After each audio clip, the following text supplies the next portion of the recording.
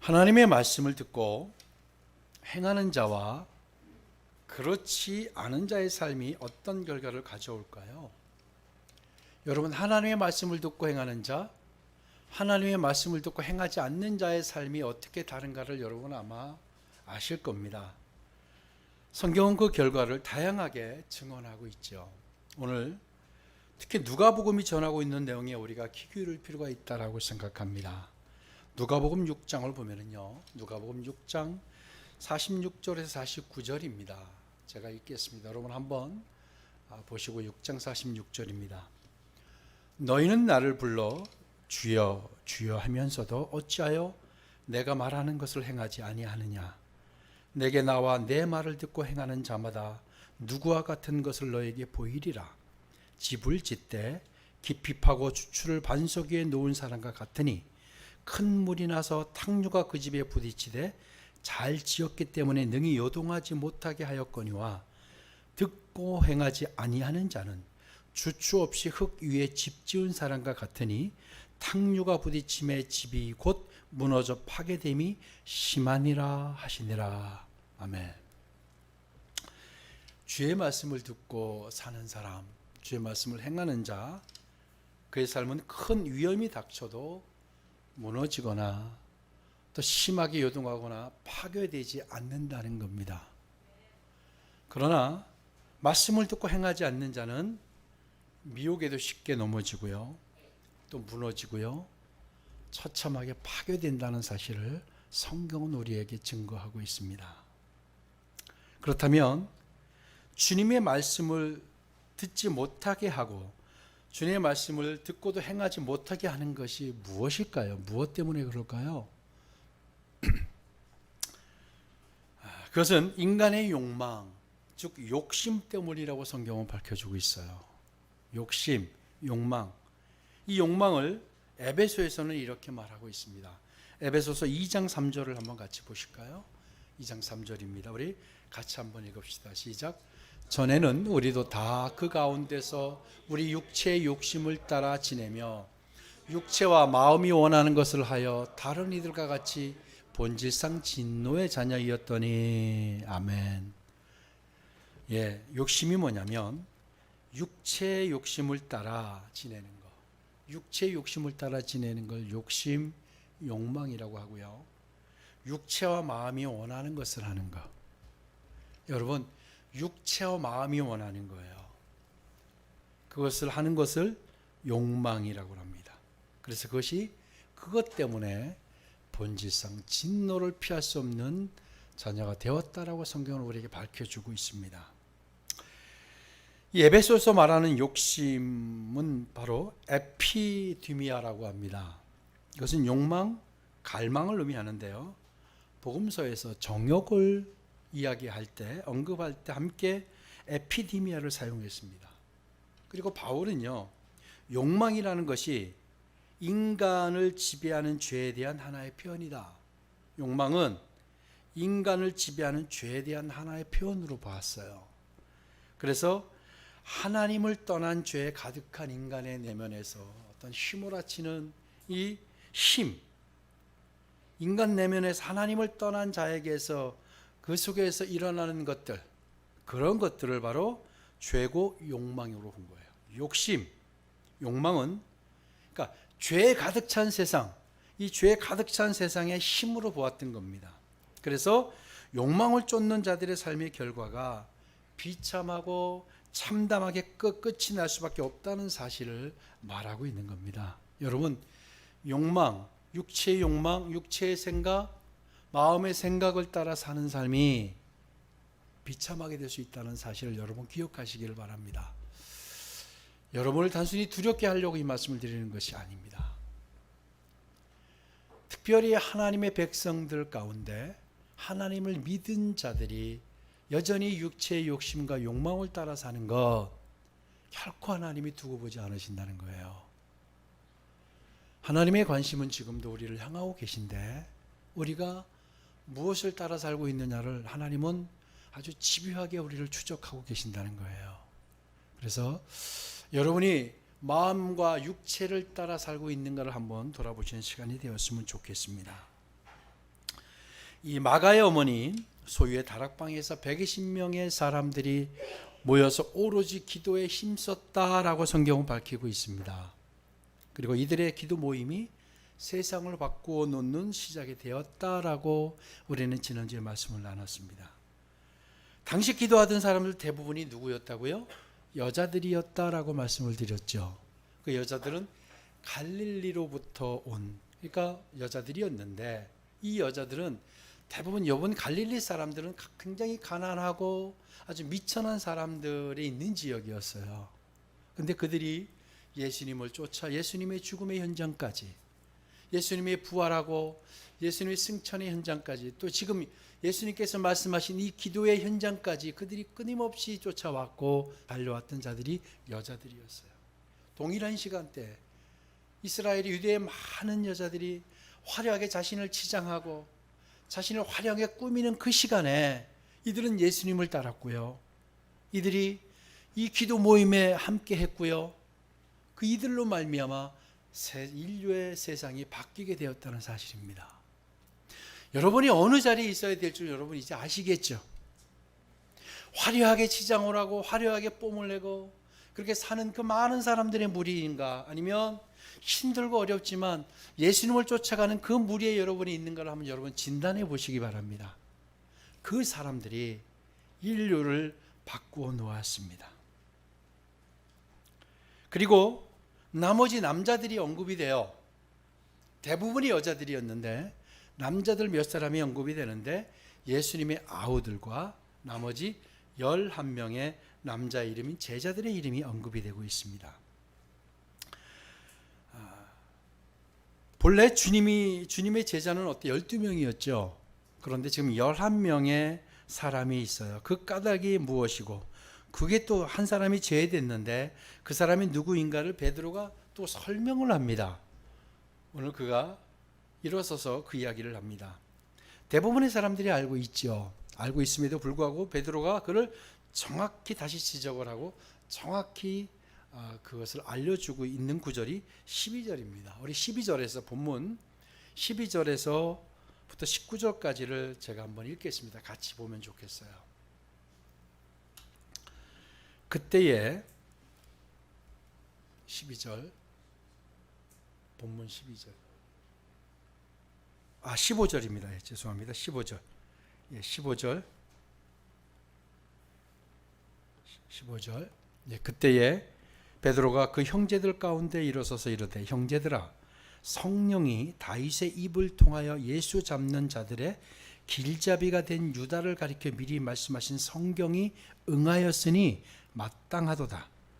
이 사람은 본래 우리 수 가운데 참여하여 이 직무의 한 부분을 맡았던 자라.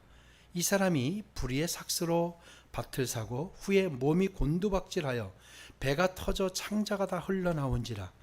이 일이 예루살렘에 사는 모든 사람에게 알리어져 그들의 말로는 그 밭을 아겔다마라 하니 이는 피밭이라는 뜻이라. 아멘. 베드로가요 사람들 앞에 일어섰어요. 일어서서 유다에게 일어났던 일이 성경이 응한 것이라는 사실을 밝히고 있어요. 성경이 이루어졌다. 그리고 예수 잡는 자들의 앞잡이가 된 자가 바로 주님을 배신했던 가룟 유다였다라고 유다를 지명했습니다. 여러분, 가룟 유다의 마지막이 어떻게 되었는지를 그래도 여러분 아시죠? 가룟 유다는 목을 메어 자살을 하게 됩니다. 스스로 목을 메고 자살을 했는데 목을 메어 자살한 가룟 유다의 시체를요 아무도 거두질 않았어요. 그래서 그대로 그 시체가 방치되었었어요. 여러분, 요즘 광주의 그 건물 붕괴된 시신 수습하기 위해서 얼마나 많이 노력을 하고 합니까? 사람이 죽음을 그냥 두지 않고 다 매장을 하거나 화장을 하거나 이렇게 해서 다 장례를 치르게 되죠. 그래서 시신 자체도 굉장히 중요하게 다루고 있어요. 특별히 유대인들은 더 합니다. 그런데 그 유대인들이 유다가 죽은 그 시신을 그대로 방치해 놨어요. 그래서 어떻게 됐죠? 줄이 끊어져서 이 시신이 뒹굴면서 여러분 배가 터져서 창자가 흘러나오고 그 주변에 피가 흥건하게 적시게 되었다라는 거예요. 정말로 참담하고 비참한 죽음을 맞게 되었죠. 그래서 그곳을 사람들이 아겔다마라, 그러니까 피바치라라고 명명했던 겁니다. 마태복음 27장에 의하면은요, 공교롭게도 그 땅을 가룟 유다가 산 것은 아니죠. 가룟 유다가 산 것은 아니고요. 가룟 유다가 주님을 배신한 것이 잘못된 것을 알고 후회하고 그 돈을 대제사장에 돌려줍니다. 그랬더니 그 대제사장이 공동묘지를 만들기 위해서 그 땅을 삽니다. 그래서 그 땅에서 바로 이 가룟 유다가 죽음을 당하게 죽었던 겁니다. 그래서 그곳을 바로 유다가 그 땅을 샀다라고 사람들이 말하게 되는 거예요. 그 땅은 저주받은 유다로 인해 저주받은 땅이라는 의미가 되었던 겁니다. 유다의 마지막 죽음이 얼마나 비참했는지를 이제 우리는 알게 되었습니다. 여러분이 살면서 여러분의 마지막을 아마 상상을 하시죠. 특별히 나이가 지긋하신 분들은 저도 상상을 해봐요. 제가 마지막을 어떻게 숨을 거둘 것인가. 어떤 분도 이런 죽음을 맞기를 원하지 않아요. 그렇죠? 정말 자녀들이 있는 데서 마지막 임종을 갖기를 원하지, 아무도 없는 홀로 그곳에서 이렇게 죽기를 원하지 않을 겁니다. 자, 주님께서요, 한번 생각해 보십시다. 주님께서 특별히 불러서 세운 유다였어요. 그렇죠? 그런데 이렇게 어떻게 이 인생이 이렇게 처참하게 끝나게 되었을까요?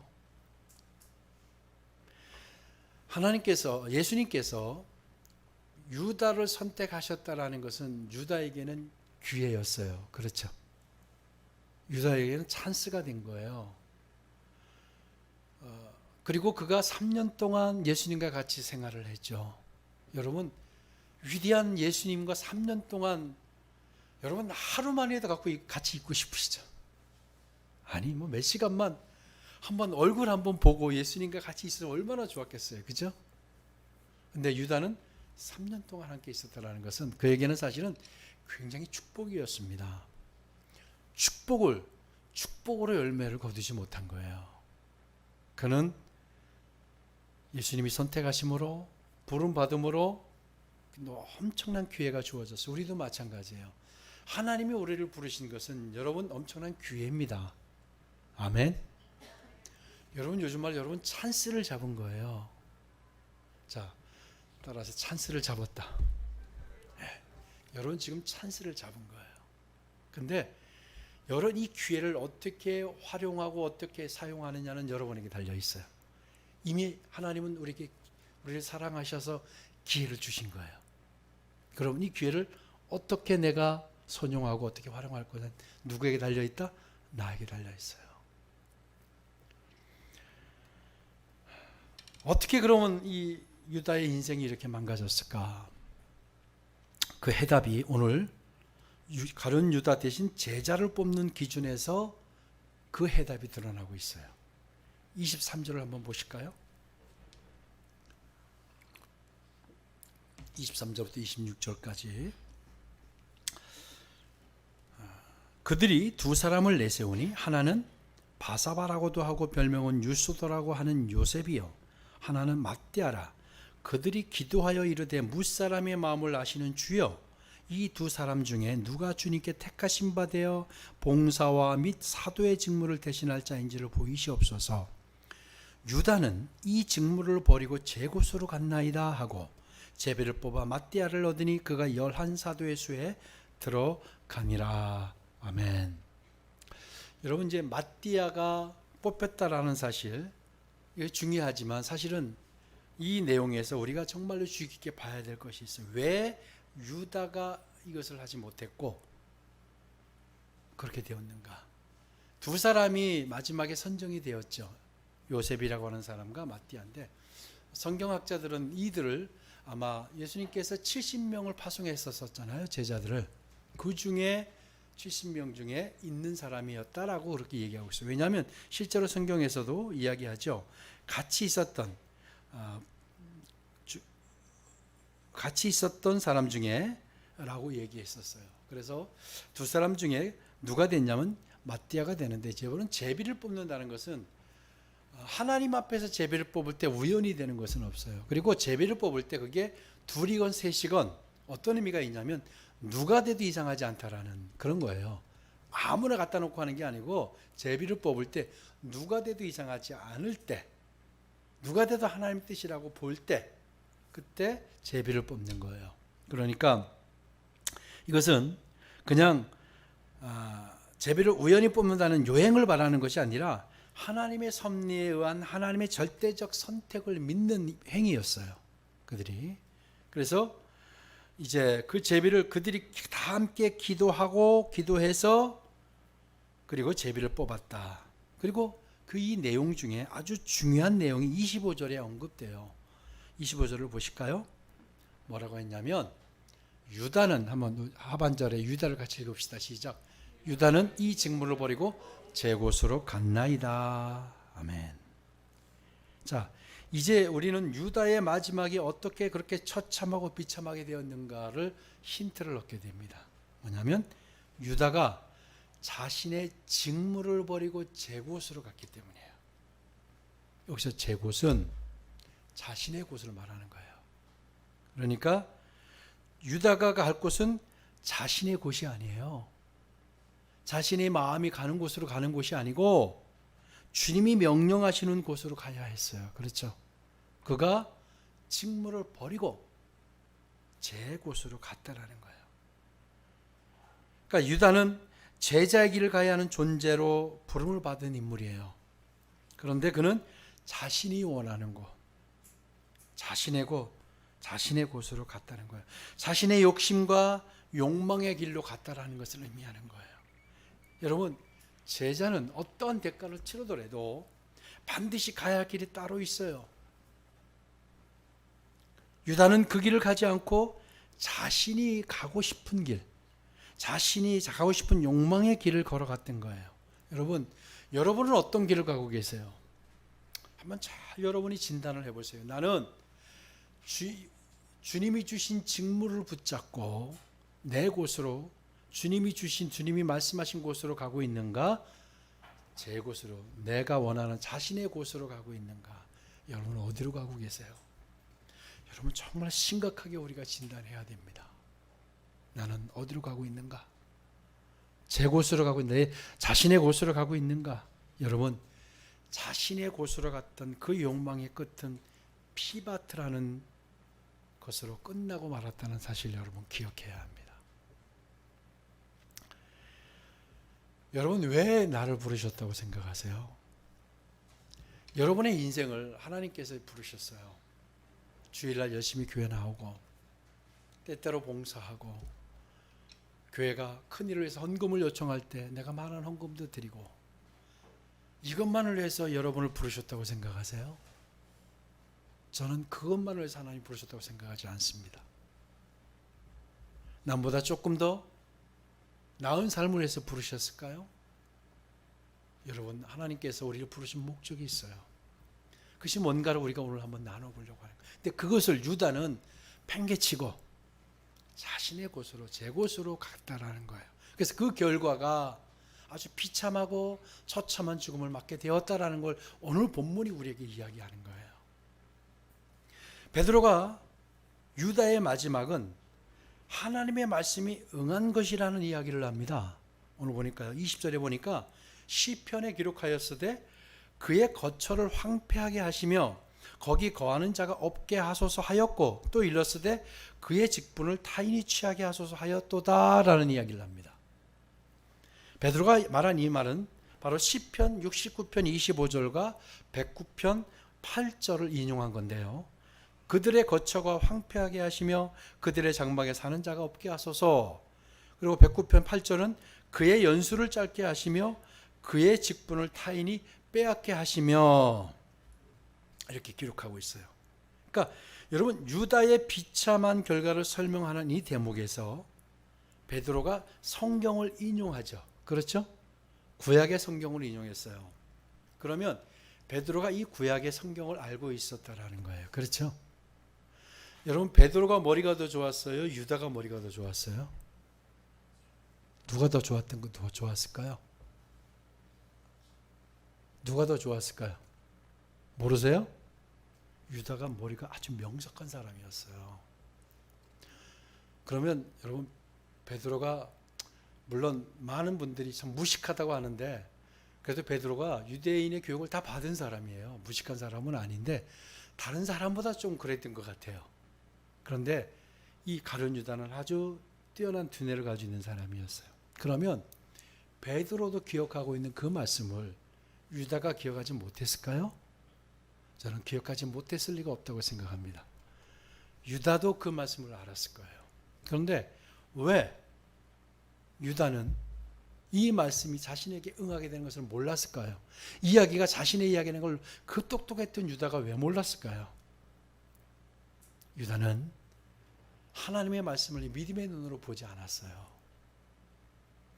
비록 우리가 그렇게 좀 무식해 보이고 저 그랬던 사람으로 표현하는 베드로는 믿음의 눈으로 보았던 거예요. 그렇지만 유다는 믿음의 눈으로 하나님의 말씀을 대하지 않았어요.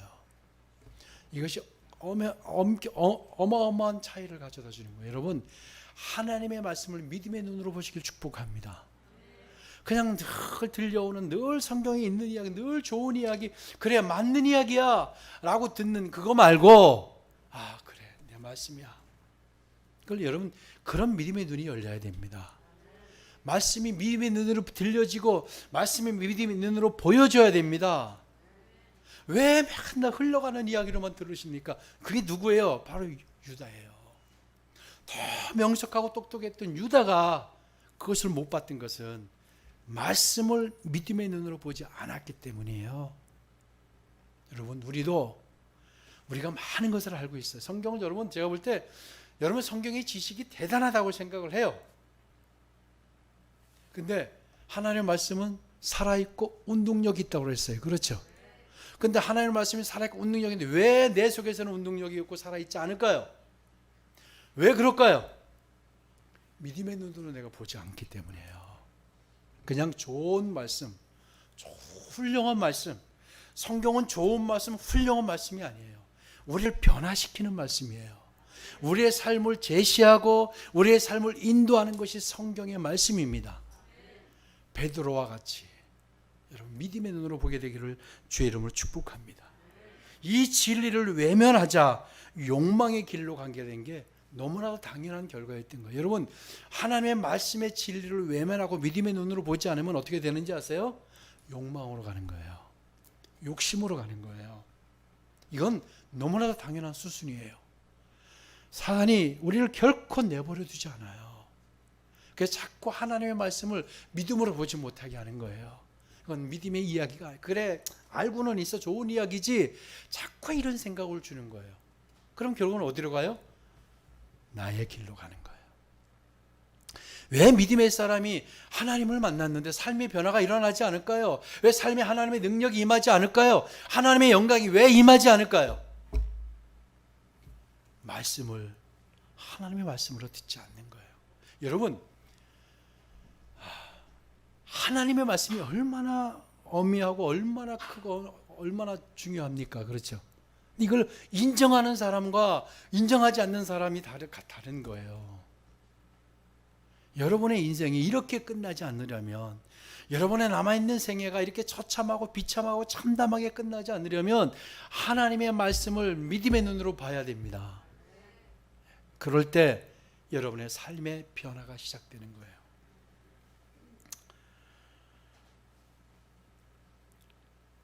베드로는 또 그 11명의 제자는 유다와 달랐다라는 거예요. 그렇다고 여러분 11명의 제자가 잘못을 저지르지 않았다거나 그러지 않았죠.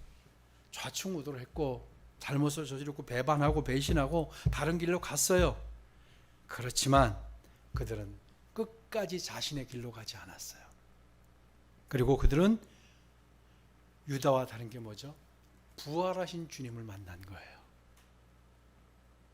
자신의 길로 가니까 부활하신 주님을 못 만났잖아요. 그렇죠? 부활하신 주님을 그들은 만났어요. 새로운 제자를 선정하는 기준을 베드로가 밝히는 원칙을 다시 한번 봐야 될 필요가 있습니다. 21절, 22절을 다시 돌아갑니다. 21절, 22절.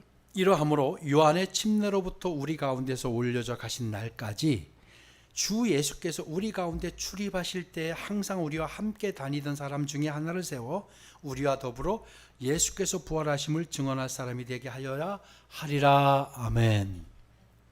자, 제자의 사명이 무엇인지, 제자의 직무가 무엇인지가 이제 드러나요. 바로 그것은 예수님을 드러내는 거고 부활하신 것을 증언하는 거예요. 보니까 그렇죠? 22절 띄워주세요. 예수께서 부활하심을 증언할 사람이 되게 하여야 하리라. 그러니까 제자의 직무, 예수 믿는 사람들의 직무가 뭔지 아세요? 부활하심을 증거하는 거예요. 부활하심을 증언하는 거예요. 우리가 착한 사람이 되는 게 아니고요, 예수의 부활을 증언하는 것이 우리의 사명이에요. 아멘. 11명의 제자들 역시 가룟 유다가 한때는 욕망의 길에 있던 사람들이었지만 높은 자리와 높은 지위를 차지하려고 혈안이 되어 있었지만 부활하신 주님을 다시 만난 그들은 진리 되시며 생명이신 주님을 제대로 쫓게 되기 시작했어요. 그래서 사도행전이 쓰여지게 된 겁니다. 그렇지만 자기 욕망을 쫓아간 가룟 유다나 주님의 길을 쫓아간 제자들이 겉으로는 별반 차이가 없어 보이기도 해요. 그렇지만 오히려 자기 욕망을 간 가룟 유다가 훨씬 더 화려하게 보이기도 합니다. 그러나 그 최종 결과는 판이하게 달랐다는 사실을 우리는 정말로 기억해야 됩니다. 그러면 여러분, 이 비교할 수 없는 엄청난 차이를 가져왔지만 그 원인은 지극히 간단한 데 있었습니다. 뭐냐? 주님의 말씀을 듣고 행하느냐, 그렇지 않느냐. 그리고 주님의 말씀을 듣고 있어야 할 곳에 있느냐, 자신의 곳으로 가느냐의 차이였다라는 거 꼭 기억하시기 바랍니다. 이제 우리는 중요한 것을 알게 됩니다. 베드로의 말을 통해, 즉 사도, 제자가 해야 하는 임무가 예수님께서 부활하심을 증언하는 것이라고 했어요. 자, 주님의 부활을 증언한다는 것이 구체적으로 어떤 삶일까요? 예수님 부활하셨어요. 예수님 부활하십니다. 말하는 걸까요? 물론 그것도 맞아요. 정말 여러분, 구체적으로 주님의 부활을 증언한다는 것이 구체적으로 어떤 삶을 의미할까? 바로 오늘 24절, 25절에 있습니다. 같이 한번 볼까요? 24절, 25절 읽습니다. 시작. 그들이 기도하여 이르되 무사람의 마음을 아시는 주여, 이 두 사람 중에 누가 주님께 택하신 바 되어 봉사와 및 사도의 직무를 대신할 자인지를 보이시옵소서. 이 직무를 버리고 제 곳으로 갔나이다 하고, 주님의 부활을 증언한다는 것, 이것은 봉사와 사도의 직무를 행하는 거예요. 자, 예수님의 부활을 증언하는 게 뭐라고요? 봉사와 및 사도의 직무를 하는 거다. 아시겠죠? 예수님의 부활을 증언하는 게 뭐라고요? 봉사와 및 사도의 직무를. 여러분, 21세기의 사도가 누구예요? 누구예요? 저 사람이에요. 그죠? 저 사람이에요. 나예요, 나. 여러분, 봉사와 사도의 직무를 대신하는데 가룟 유다가 가지 않은 길이 바로 이 길이에요. 가룟 유다가 가지 않고 자기의 길로 갔는데, 가룟 유다가 가지 않은 길이 무엇이냐? 봉사와 사도의 직무를 하지 않은 것. 자, 봉사라는 단어는요, 헬라어로 디아코니아라고 합니다. 이건 봉사, 그 다음에 직무, 또 집사의 직무를 말할 때 쓰는 단어예요. 그런데 이 단어는 집사로 알려진 디아코노스에서 파생된 단어입니다. 그러니까 디아코노스는 봉사자, 섬기는 자라는 뜻을 가지고 있어요. 그래서 이제 우리는 오늘 중요한 것을 알게 되는데요, 예수님을 증언하는 것이 무엇이냐? 바로 봉사의 일을 하는 거예요. 봉사가 뭐냐? 봉사가 섬기는 거예요. 다른 사람이 좀 편하도록 이렇게 내가 이런 것을 말하는 게 아니고, 봉사란 섬기는 것이다. 자, 따라하세요. 봉사는 섬기는 것이다. 자, 그것을 예수님께서 친히 보이셨어요. 뭐냐? 예수님께서 우리 인간들을 위해서 친히 오셔서 섬기셨죠. 그리고 예수님이 마지막에 돌아가시기 직전에 바닷가에서 제자들에게 음식을 해서 먹이시죠. 섬기라는 거예요. 예수님이, 부활하신 예수님이 마지막에 그들을 섬기셨어요. 마지막에 하신 사역이 뭐냐면 그들을 섬긴 거예요. 자, 그런데 제자들이 바로 이 일을 하라는 거였어요. 제자들이 섬기라는 거예요. 그러니까 그리스도 안에서 영의 봉사, 의의 봉사, 그리고 화해의 봉사를 시작하라는 거였어요. 다시 하면 이 봉사가 뭐냐? 이 봉사가 예수님이 하셨던 이 봉사가 제자들에게, 사도에게 그대로 이어져 유임되었는데, 이게 뭐냐? 이 일을 고린도후서 3장 8절은요 뭐라고 하냐면, 고린도 3장 8절을 보면은요, 영의 직분은 더욱 영광이 있지 아니하겠느냐. 이 영광스러운 직분, 여러분 지금 우리에게 주신 직분이 얼마나 영광스러운 직분인지 여러분 아셔야 돼요. 자, 그게 뭐냐? 고린도후서 5장 18절을 한번 띄워주세요. 바로 우리가 어떤 봉사를 해야 되느냐? 교회에서 김장을 잘 담그고 청소를 잘하고, 이거 맞죠? 예, 그것도 해야 되는데, 우리가 해야 될 봉사가, 진정한 봉사가 뭐냐? 하나님과 인간을 화목하게 하게 하는 거예요. 아멘. 우리가 해야 할 사명이 이거예요. 예수님이 이 땅에 오실 궁극적인 목적이 뭐예요? 하나님과 우리를 화목하게 하려고 하셨어요. 그럼 우리의 일이 뭐냐? 하나님과 사람들을 화목하게 하는 것이 봉사예요. 아멘. 이게 여러분 우리의 사명인 거예요. 예수님이 오신 모든 일은 이거였어요.